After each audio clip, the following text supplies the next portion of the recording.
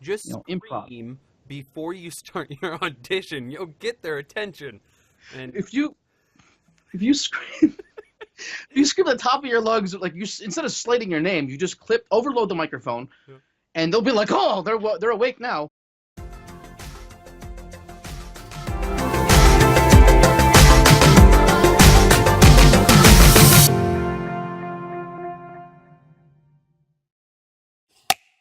hello, and welcome to the first episode of Behind the Slate, where I sit down with fellow voice actors and industry artists to have a fireside chat. My name is Christian O'Boyle, and I'm a voice actor. If you'd like to know more about me, please check out my website at christianoboyle.com. In this episode, I will be talking with Tony Wijs, a Chicagoland voice actor, sound design engineer, and producer. He has voiced in many animated roles as well as video games and has been at... See, this voice acting. He has voiced in many animated roles as well as video games and has been giving outstanding recognition and reviews by vocal coaches including Mark Cashman, in addition to other fellow voice actors. Thank you, Tony, for being my first guest on the show. It's crazy. I'm nervous, as you can tell. How are you? I'm doing well. Don't be nervous. This is nothing but a blast, man. I'm excited to be here. This is pretty cool. I'm glad you did this. I think it's an amazing idea. Very unique, very different, and you can learn a lot about other people and the industry and what they're up to. Yeah. Very clever. We'll see. I think it's clever. So one of the main questions that I think is very important for any actor is what inspired you to be an actor? What specifically inspired you to become a voice actor? Yeah, so really, my whole path in life was more toward making goofy voices and recording things, because I grew up with a lot of handheld devices and computers and talk boys and everything else, and always just created characters, not realizing I was doing that because I was young. It wasn't really till way later in life, because I didn't have a big strong background in theater or anything like that, that I realized, hey, those guys in those games and stuff do some pretty cool. There's got to be a job doing that somewhere, but I never thought about it. I was like, okay, maybe I'll try it one day. We'll see. So really, what really kind of sparked the idea of me doing that was I was at a friend's house, and I remember seeing this. I think it was a Skyrim mod, and they needed voice actors, and I was like, hey Tim, can I just try it just to see what that looks like, what that would be? He's like, yeah, dude, we'll record you. It'll be cool. So I go into the closet at the time that he had set up, and recorded these 3 different characters, and he hits record, and he goes, okay, that was freaky. I feel like I was in like Game of Thrones movie or something, I was like, oh, okay. Well, I thought it was fun. Have no idea what I'm doing. I just realized that like I'm playing these characters to the specs that I read and try to play them truthfully, the best of my ability. And got really good feedback from the guy. Unfortunately, I didn't fit what he was looking for because of my voice print, but he said it was really good. The acting was really good. And I was like, oh, okay. That was years ago. And I kind of didn't really think about it again until like, I'd say 6 years later, to be honest. I was like, oh, okay, that's kind of neat. Maybe I'll do that someday. Did my own personal project, machinima project that I worked on, voiced that, had a bunch of other actors and friends help me voice it. And then I realized that doing the whole production, doing all the voices and bringing this thing to life was really, really cool. And storytelling was the biggest thing. I wanted to tell a story, and I wanted to tell it well in playing those characters as truthfully as I could. And I think that's really where it started. That's if I have to have one motive, it's just to be able to embody characters to the best of my ability and make them as believable as I can, like almost like you're really talking to that person, or you're really listening to that person talk. That for me, that's really where it comes from. I love giving the characters a voice and just kind of embodying something and giving something life and breathing something into it. I think that's a good feeling. It's a really fun. It's an interesting feeling, but it feels like I think when I started to get into it, I didn't so much do it as like, hey, yeah, I'm gonna get a cool big paycheck doing this. No, it was more like I have to do this. Like it's just part of my nature. Storytelling, doing this kind of thing is part of my nature. The people around me, the camaraderie that I have, really helps to ignite that. And starting from more of a music background, which really writing music was storytelling in its own right, and kind of transitioning to this, I was like, it's kind of similar in its own way, because you're you're just telling that story differently. And I thought, if I could tell stories this way, maybe that would be really interesting to look at. And I think from there, I just kind of fell in love with it. So who has been your greatest supporter in this? Like, who has been like, you can do this when you're feeling down? Oh my gosh. I have a few people. Surprisingly, and I don't say surprisingly as a bad thing, it's like a good thing. My wife has been extremely supportive in this whole thing. She's like, you're creative. This is what you love to do. You've always been passionate about this kind of thing. Do it.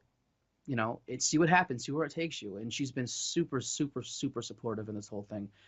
Another person that has been is a guy that I met many, many, many years ago who his whole philosophy was to be a mixed martial arts announcer for ESPN, on ESPN. He wanted to be like on the big screen and do it. And I said, why not? Maybe you'll do it one day. You know, this was years ago.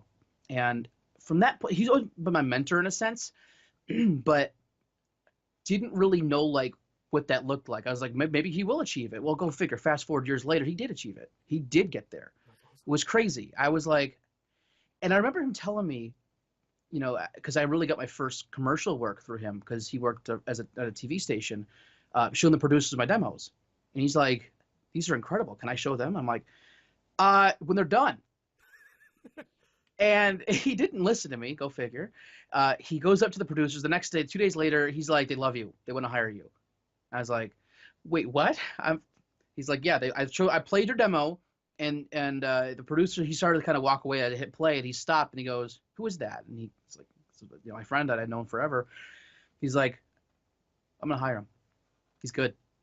It's like, okay. I think that's really what it started to go, the direction of maybe I can do this kind of territory. And he's been a big supporter. I mean, I've talked to him off and on throughout the, you know, couple of years that I've really been kind of pushing it. And always, every time I talk to him, it's something inspiring. He's like, Tony, you will do this. He's like, if you don't make it, you didn't try hard enough. And I was like, coming from you, that means a lot because you did exactly what you said you want me to do, because he achieved that big dream that he wanted to get. And he's like, I'm telling you, you will do this. Stick with it. And I always go to him when I really feel like I'm just burning out or I'm just not getting it. Something's not working for me. It's not jiving. I'll call him up and he'll just load me up with inspiration, you know, for the day. It's crazy. I remember him, a great story he told me recently. He went to his son and he from the night he got paid for his event, and they paid him in cash, like a lot of cash. And he goes to his son and it's like his son's like 10, I think 9 or 10. And he hands him all the cash. He goes, count it. He's like, okay. And he loses count. And he goes, what is this? He goes, this is what everybody says you can't do. And I was like, oh my gosh. Like, it was a crazy lesson because he's right. He's like, you can achieve anything you want if you push hard enough, you know? And I think that's been really two of my biggest personal supporters in this whole thing, and still is. How many jobs did you get from that commercial? I'm trying to think. Honestly, I've done a lot, from local dealerships to restaurants. I'd say like 15 at least. Wow, give or take. That's awesome, and that's connections. Yeah, the connection gave you that ability and allowed you, and making connections is also right. Very important. That's awesome. And now, at the moment, you're working full time. You're doing voice acting. You have a family. Mm-hmm. How do you balance all that? It's tough sometimes. People are really flexible when it comes to side projects, and you know, of course, I have to be flexible myself to be able to, you know, time for auditioning and things like that. But really, it's go to work the majority of the day. On my breaks, I'll look something up. I'll study this, you know, the craft, work on something that I've been, you know, from a coaching session, whatever I can find time to fit it in, on the car ride home, things like that. And then when I get home, it's hang out with the family, hang out with my son, play games with my kid, you know, things like that. Just, you know, keep inspired. And then from there, really the evening, more like 8 o'clock and on, is really my time to sit down and figure out at least 3 hours, 4 hours of, okay, auditions and mixing or working on something else that I might be working on. But it's like working 2 full-time job, 3 really, because a family's a full-time job in its own right. So it's a lot of work. People are like, like, hey, I'm watching a show on Netflix. I'm like, cool. I don't have time to watch any shows on Netflix. I mean, unless I'm gonna like go from like 1 a.m. No, it's just I don't have time, unfortunately, to really do that anymore. Especially working full time and doing this and having a family. Which I'm kind of behind on shows, which is a bummer in its own right. And in games too. I'm a big gamer, so it's like I don't have as much time now to sit down and play the games that I love to play, because really, that's where a lot of this kind of inspired from, was it being from games, because I played a lot of them and love the storytelling in the games, and it's been a big part of who I am. And even animation, you're like, I want to watch a show, but I don't have time. Yeah, that's exactly right. From them, and I can't. And I'll find time to watch it. If my son's watching something, I'll just be like, I'm gonna sneak and watch this for a few minutes. Yeah, exactly. Well, actually, it's interesting. He's into the stuff that I loved, like Sonic the Hedgehog. He was watching all the old Sonic the Hedgehog shows, like on Netflix. I was watching them with him because it was awesome. What else did he watch? Some other shows that he was watching that was, I think Animaniacs at one point. He was watching that, which was fantastic. Some other weird things I never heard of, but again, it's the new stuff, so you learn something from those characters because that's what's current. But it's really cool to see him, and that's kind of my excuse for watching cartoons, really. It's the only excuse I get at this point. I know.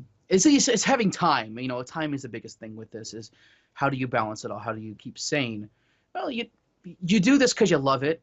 It doesn't feel like work because you enjoy it so much, but there's nights that I'm just so tired, but I'll try to push if I can, but don't beat yourself up over it. It's like, oh, I'm just too tired. Okay, fine. Rest and try again next time. Do you try to give yourself like an extra day or two where you're like, I'm not going to do voice acting or demo, so I can spend the night with the wife and have a date? You sit on the couch, watch a show maybe, and have some wine or something. Yeah, those happen, and I do those. It depends on the week, depends on the schedule, but I do. I'll pick a day or two, and I will just say, all right, today I'm not going to work on this, at least not like I usually do. I mean, in some way you're thinking about probably what you have to work on, but really it's just always, yeah, exactly. It's always in your mind. But yeah, no, I will take breaks, and I was like, you know what, just you need to overdrive yourself. So cool it a little bit, take a break, go out, do something cool, and then come back to it, because it ain't going anywhere. Right. So you got a degree. So we fast forward. Did you end up getting your degree in radio and television production first, or did you do voice acting and be like, I want to get a degree in this field? Which one came first? The field came first. It was one of those things I've been kind of tossing my head for years, because I've always liked sound. I've always made skits using camcorders or whatever I could figure out, making characters, things as a kid.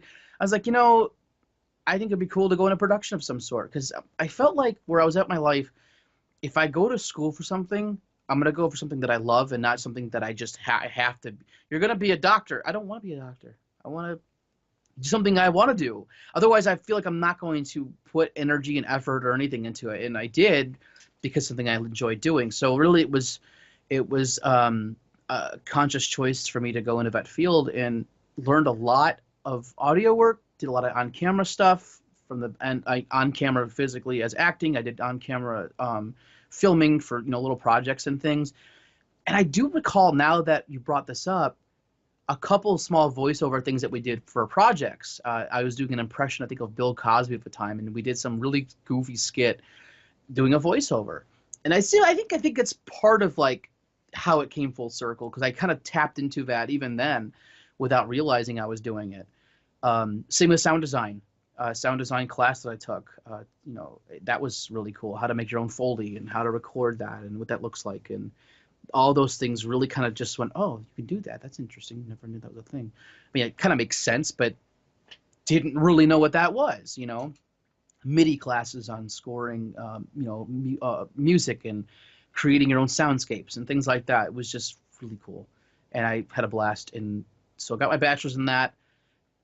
And then, it's funny, because you kind of sometimes you have a path that you're on, and then like life takes over, and you kind of veer off that for a while. Yep. And then eventually you figure out that, oh yeah, I like doing that stuff. Let me go back over here. And I'm pretty sure it was Mark Grau that was saying, he's like, it's not linear. People will tell us stories like, well, I did this, and I got here. It's like, no, with this, you got that, you went over here, you came back over here again, you circle back around, and it's always more than it's always more complicated than that. It's never just a straight line. It's loop-de-loops and things. So I kind of did a few loop-de-loops, if you will, trying to figure out what the heck I wanted to do in the first place, and somehow fell into IT work, which was interesting because that wasn't even really my first choice. Just kind of happened. I did do sound at a job. I did do a lot of live sound for theater, so I got to see that side of it, which was really cool. There was a production company that I got hired at the place I was working, and they loved what I was doing, so they hired me outside of that company as well. I became really good friends with them, and I think their daughter is out in New Orleans, and she's pursuing on-camera acting and theater, and really cool people, and they know what I'm into and all that stuff. But I never hit the stage. That was a thing that I never did. I was like, if I had a friend, maybe I would probably, I don't have time now, but if I did, somebody to go with and pursue that, I probably would, and I probably love it. I just didn't experience that years ago, so I got to kind of live it through other people. I'll do theater with you. Come to Seattle. I would totally do that. That would be a blast. Gosh, I can only imagine how fun that would be. How do you feel your degree has helped with voiceovers and things like that? Did you find that your degree helped you with producing demos? Do you feel that it helped you continue pursuing voiceovers because you already knew what you're doing in the side of the computer and editing? Or yeah, actually all of it. It helped me on the technical side for sure, because I already knew mic technique and mic placement and how to gain stage and all those things that people are like, what does that mean? Don't clip your mic, things like that. XLR cables, how to troubleshoot it. The editing side for sure, because I did a lot of recording in school and full blown drums and compression and EQ and all that. So once you've learned all that, it transition nicely into voiceover, not just for auditioning, so you get a nice clean signal and edit out all your breaths if you have to do that, or commercial work, especially when you're down to 30 seconds and it's like 45 seconds a copy. It's like every breath needs to be cut out because I need to squeeze as much as I can. That happens. It's like, how do you do that? Make it sound natural though, because you have to have an ear for it. You have to listen for that and go, oh, that's too fast. That doesn't work. So that really transitioned very nicely, especially the technical side. Especially for demos and mixing and producing and sound design, and all that comes from really experiencing it in school. So you've been getting a lot of work for demos. You've done technically 3, kind of 4 with mine, and then you just let me know that you booked someone else. Like, this is becoming a business.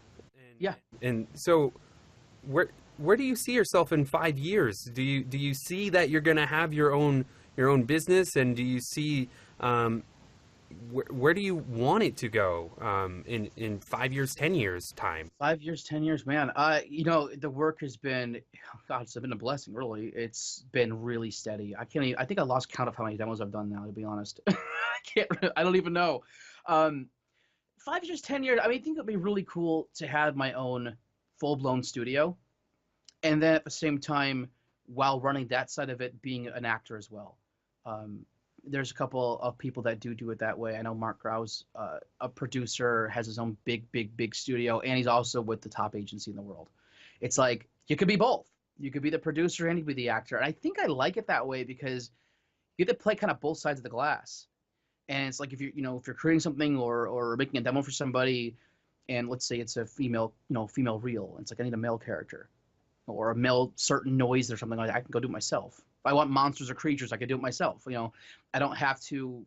The libraries are useful, but sometimes you want something that's a bit more interactive and not just something that's just been recorded and that's all you have. It's nice to have that side of it too. So I think it would be really cool to have like a full, like, decked out studio in some level, as well as being performing still. I think that would be my dream, is to be able to do both. Now, do you want to stay in Chicago? Do you want to go to LA, or what? Do you know where you want to go, or anything like that? I thought about it a little bit. I think it depends for me on opportunity. LA would be cool to check out. I don't know if I want to necessarily live there. We'll Mm. see. We'll see Especially with how a the family. yeah, that's just it. It's like I mean Chicago's nice. I've looked at other places. I have looked at Seattle. Seattle's pretty cool. Um, I'll it's let you know gonna how that industry goes. sure. Well, I mean, I just kind of want. I mean, really, what I do here now, people can do it remotely, which is the coolest thing. I mean, you can direct somebody over Skype. You can get their audio, and a lot of production companies can do that. A lot of them will. Um, I still do think it would be really cool to have one location and people can come and record at my studio and do their thing. That would be really neat too. LA would be cool, but here's the thing about LA, everybody has a studio. I mean, there's a lot of big studios out there. So competition is Right. going to be like bone crushing. Out here in Chicago, in the city, yeah, there's a lot of studios. Out towards the suburbs, not so much. So it just depends on where I locate it. Maybe it's something that's outside the city. That way it's just more convenient for people that aren't in the city.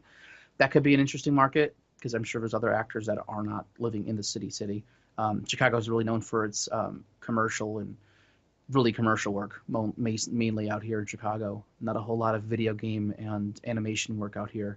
Uh, Mostly, yeah, mostly commercials. um, but to have a studio that does a little bit of everything, from maybe even dubbing, depending on where that road takes me.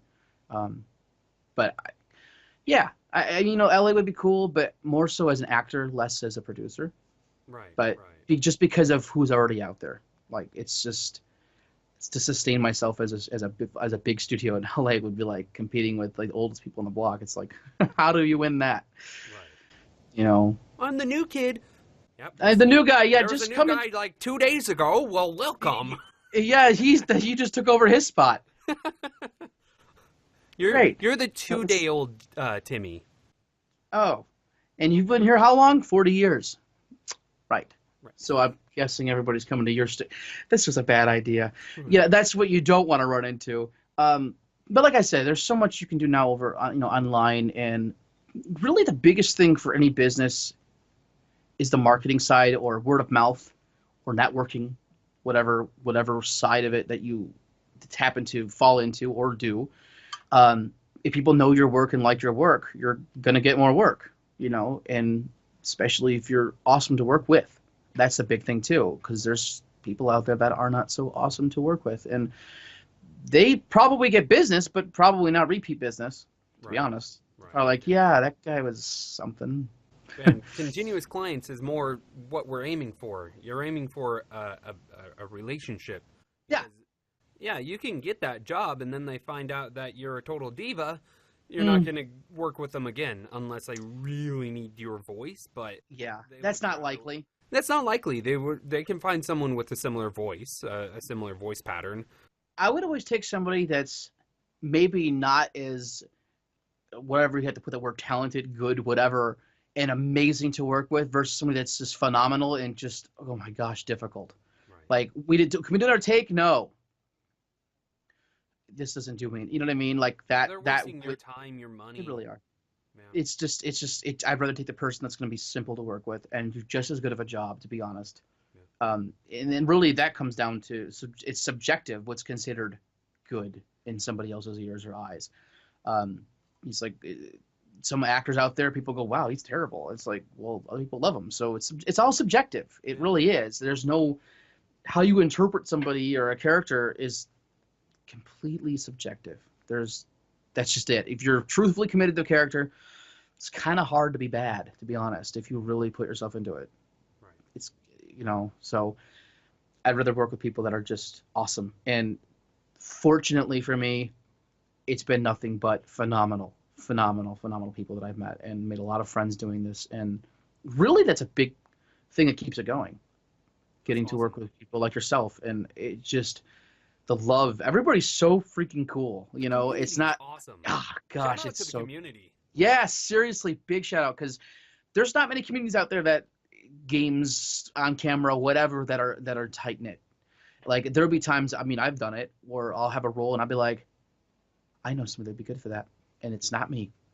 I'm gonna call that person and let them know. Yeah. I be like, yeah, I want that role, whatever. No, it's very, very, very loving, and people are so grateful and so kind, and I owe a lot of my fortunate success that I've had to a lot of them. everybody that I've worked with has been amazing. Amazing. That's The awesome. word of mouth is phenomenal. I still can't believe it. I'm like, how did this happen again? It's just like, I still can't believe it.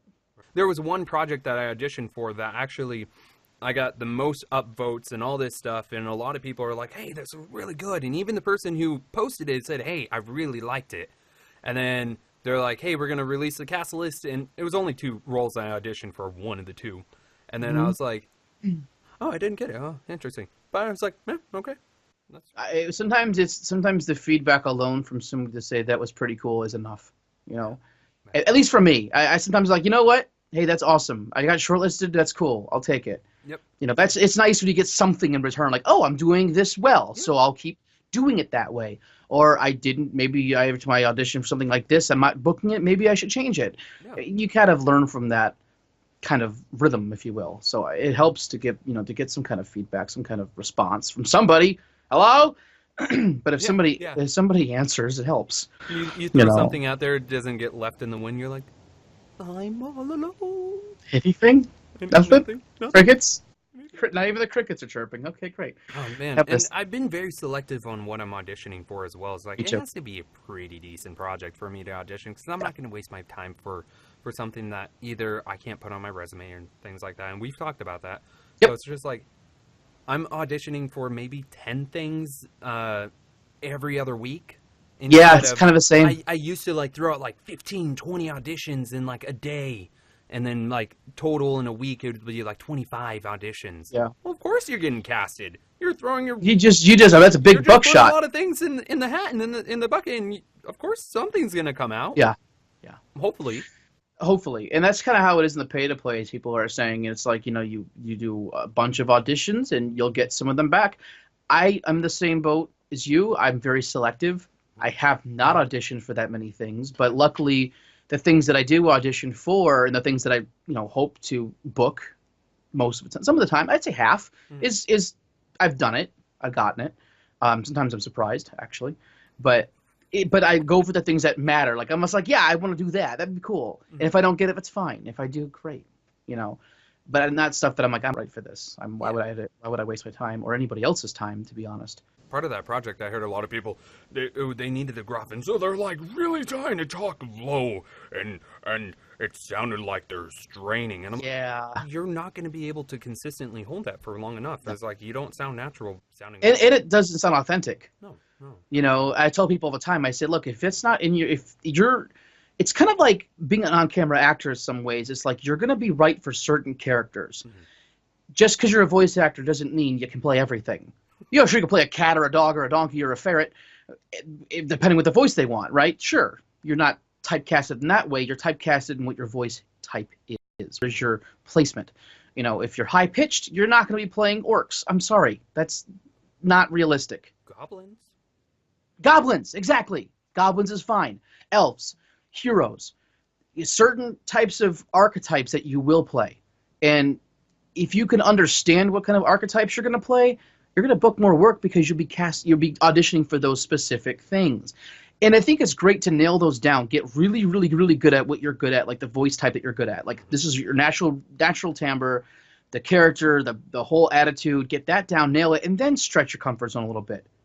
See what kind of happens, and maybe you'll book something that's a little bit outside of there, because nothing worse than being miscast and you get booked with this character and it's like, hey, you picked you're the main bad guy. He's got a pretty deep voice. I could do that. Yeah. And then the main hero's got like a super deep voice, and you're like, so he's the hero and his voice is deeper than that's not going to work. And casting director's like, we need to switch. We need to switch people, because that happens. Yeah. So if you stick with what you're, even if the psyche, everything, you're like, I resonate with this guy. His voice print doesn't work. It's not doing yourself a disservice, really, because you can't do that. Play the character that is in your range. I play hero characters, Russian characters, apparently. But if you can do accents, you can do accents. That's whatever that character looks like or sounds like. It doesn't matter as long as it works. But heroes in smartasses, things like that. That's the stuff that I play. Yeah. Characters that are just kind of conniving, and it's like that's fun, and that's kind of my personality is a sarcasm at work, so I can play that archetype, because it works with my style. Yeah. And I mean, a lot of times I'll see a project, I'm like, oh, that looks really good, and there's no one that I feel like I can fit. So I'm just going to skip anyway, just because I'm just going to be auditioning for something that'll take me 10 minutes, which is 10 minutes I could be working on something else or looking for something else. Looking for something else, that's right. How is Bidalgo going anyway? Bidalgo, I haven't auditioned for a ton of stuff on there. I think I did 2 more auditions. One got listened to, and that's whatever. And actually, it's interesting because they listened to it. I didn't get it. I didn't get shortlisted either. I was like, okay, whatever. The next couple days later, I see the same sides, but now they want like a UK British voice. I saw that. So I think they listen. They go, oh, I want something different now. Right. So that's why probably nobody got that, because they wanted to change their mind, and that's fine. So you could be on the other side like, oh, I didn't get it. It's like, well, they decided something different anyway, so it doesn't matter how good it was. I auditioned for something else that was like young adult, I think, and not very much. The soldier character that I auditioned for was shortlisted. I don't think I got it unless they're casting like months later, which has happened. I don't know, probably not, but it's not a ton coming through, unfortunately. But I think at some point, Voice 123, I think I'll be jumping on there at some point, but probably after I do my LA commercial demo. Yeah, I think I'm going to be doing Voice 123 as well. I'm going to drop Bidalgo at the end of my month, just because a lot of things that do come across it doesn't fit my voice, and I guess a lot of times our voice, because we have very similar voice breaks. Very, very similar in a sense. So it's I can't. It's just there's not enough coming in for me to make it worth my time and money to audition for. There was one job that came through. It was like a $5,000 payout, something huge, and I was like, oh gosh! And it's like deep, rich voice, and I'm like, no way. I get the character. I understand what he's looking for, and I totally hear it in my head. And I even emailed Mark Cashman. I said, hey, just off the cuff, just because we talked about this in the class, I said, do you think I should audition for this? And he goes, Tony, honestly, no matter how big the payout, if the specs are very specific, he said, this is specific, I'd pass on it. Yeah. And it hurts. He's like, I know it sucks, but that's and that's fine. And I'm okay. And to people out there, don't audition for things you're not right for, because it's a waste of your time. It's a waste of their time too. And it's just not worth it. Yeah. It looks better to pass on that and go for the things that you are good at, because something will happen. You'll get something that's suited for you. Cross your fingers. Yeah. Cross your fingers. Yeah, audition it the best that you can. That is kind of how the game works. There's 150 auditions. They only need one. That's right. You have a 1 in 150th chance. You have 150th chance. Well, and the thing is too is there's depending on how many people you're against and what kind of training they have, or background, or microphone, all those things considered. There's a lot of people, unfortunately, that don't have a good setup. They just didn't pay attention. They didn't train. They didn't do any of this. Jump in, I could do that, plug a mic in and go, and that's half your competition, sadly. So 1 in 75, but that's still a high percentage. Still a high percentage. So you have to figure out, okay, how can I do this differently? What's everybody else doing? Low percentage, sorry. Yes, yeah, well, yeah. But what's everybody else doing? How am I going to change up the read so that it sounds still it works, but it's different? Because remember, auditioning in I think people get this confused. They're like, oh, I suck. No, auditioning and playing a role are two different things. Auditioning is getting their attention to cast you. Playing the role is whatever the director wants you to do. To act the character isn't the difficult part. The difficult part is getting the job. And that part is where you have to be like, how can I change this so that it works, but it's different, so it stands out? That's your goal. Every audition, that is your only thing you're thinking about is, what do I do differently? Even if it's changing a word, throwing a sigh in there, something. Just scream improv before you start your audition. You'll get their attention.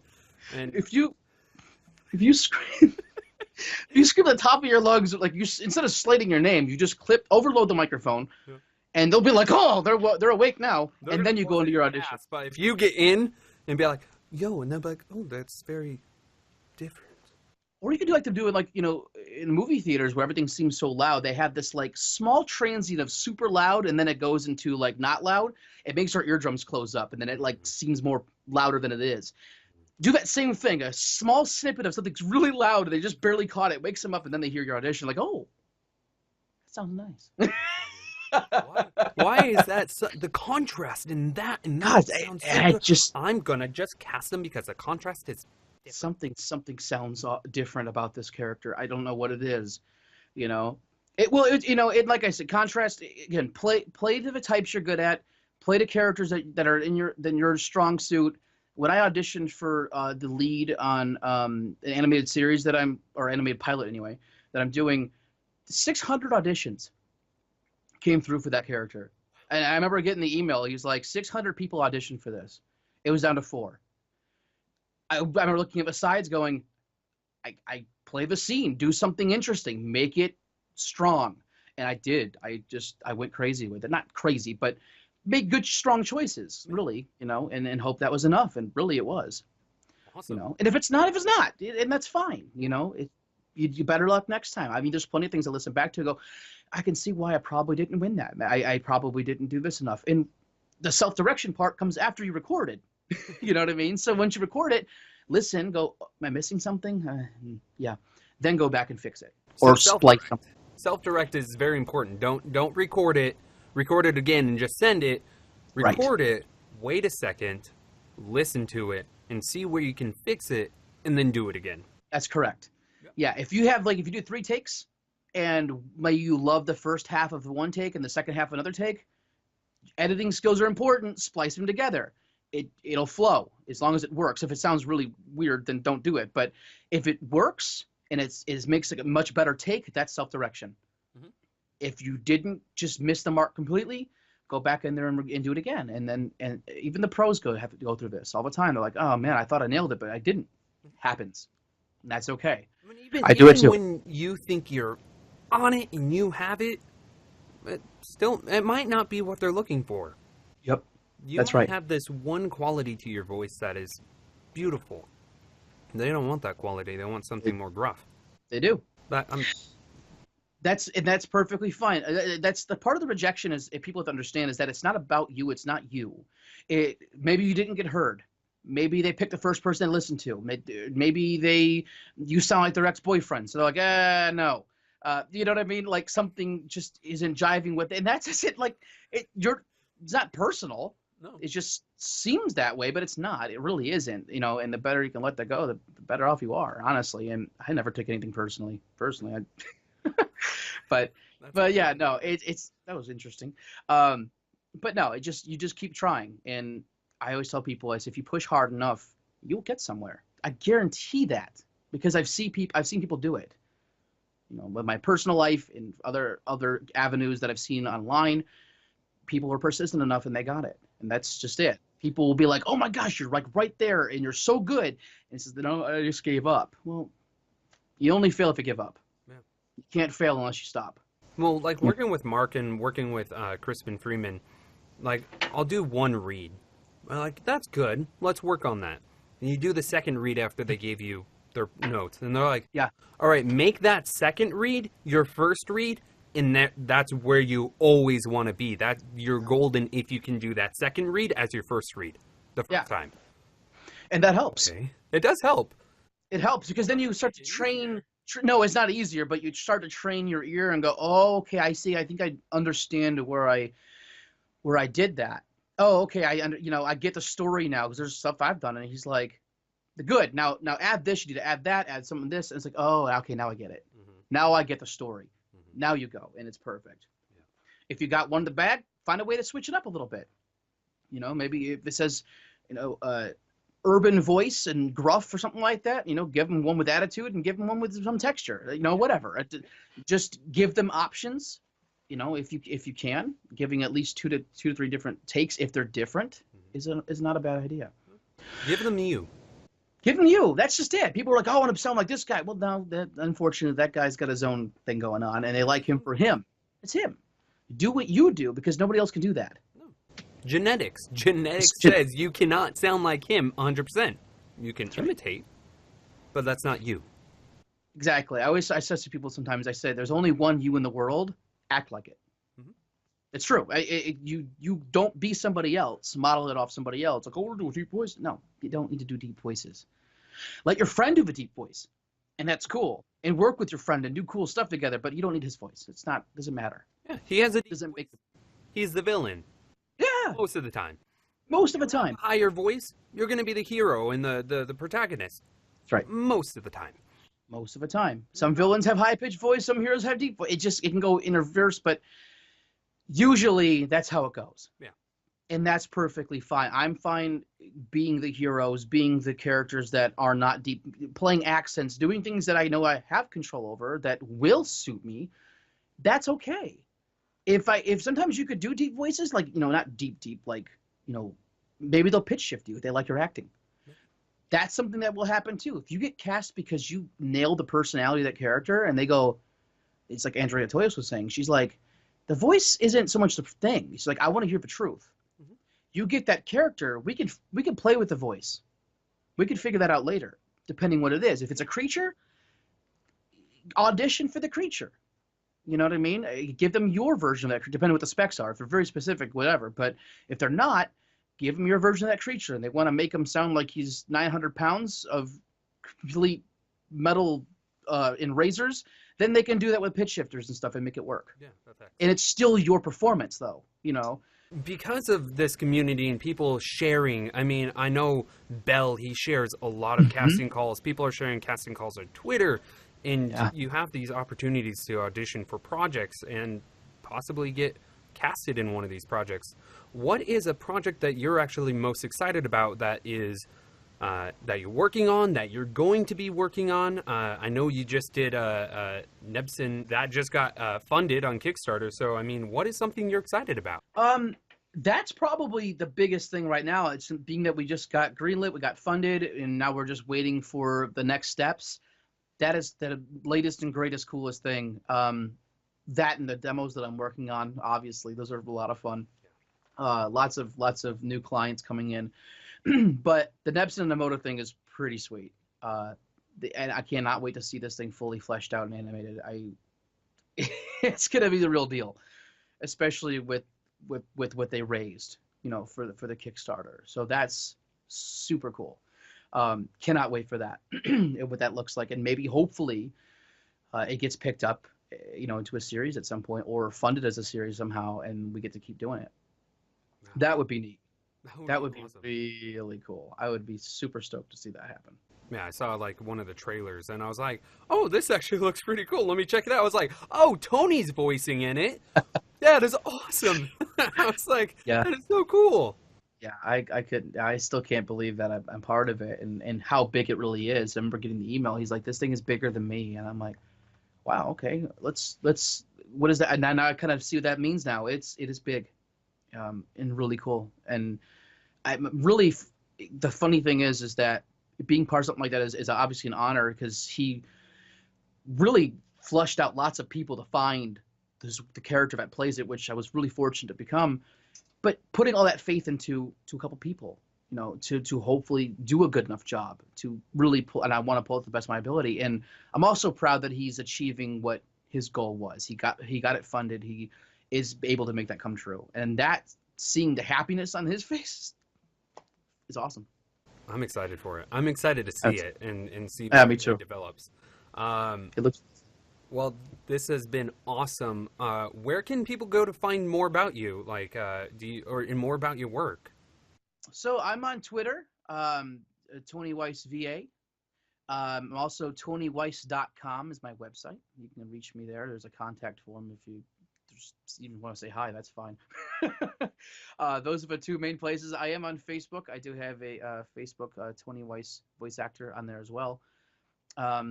Those are the three main places at the moment. Email me. That's awesome. TonyWijs@gmail.com. Yeah, you're an awesome guy. And I mean, just like the first time we did our first call, you're like, hey, I know you want to do a demo, but let's talk to figure out where your voice is at, and let's figure out, kind of place you in a spot. And as soon as we started talking, it's like, I like this guy. Yeah, I felt the same way. We talked for 4 hours. Oh, it was 4 hours. That's right. Hours. It was a long time. I remember looking at the clock and like, what the heck? It was like midnight or 1 a.m. It was super late. It was like 1:30. To me, it was 11:30. But yeah, I had a blast. And it's one of those things where when you meet people that are so cool to talk to and see their background and learn from them, really, because I mean I learned from all of you guys. Just I would spend even more hours doing it if I have the time. As I was like, wow, it's already that late, dang. It's so much fun. Now I need to go to bed and wake up in 5 hours, but that's okay. Yeah, that's okay. I made it work. Lots of coffee, but I didn't for 1 second regret it. Like, oh, that was not no. It was every minute was worth it. That was awesome. Far for sure. But the thing, think of it this way, man. Regardless, you had fun. Oh, lots of fun. You know what I'm saying? Like that's what people forget. It's like you just have fun. Perfection is not achievable. No. Never will be. Just have fun, and people know you're having fun. They're gonna have fun too, regardless of how many flubs or hiccups or whatever you have. It's just have fun. I still have to learn how to do that sometimes. I'm like, oh yeah, right. Just let it go, relax. And I find when I do, it's just a whole different experience. Right. Well, thank you for being my first guest on this episode. Hey, thank you for listening to Behind the Slate with Tony Wijs as my first guest. I hope to have many great conversations with fellow voice actors, demo producers, creative directors, and more in the future episodes. If you like this video, please hit the like button, and if you want to hear more and be notified, hit the subscribe button, and I'll see you later in future episodes. He has voiced in many animated He has been... If you like this video, please press the subscribe... Just gonna cut that out. It's awesome. Cheers. Yeah, thanks. Clap. Done.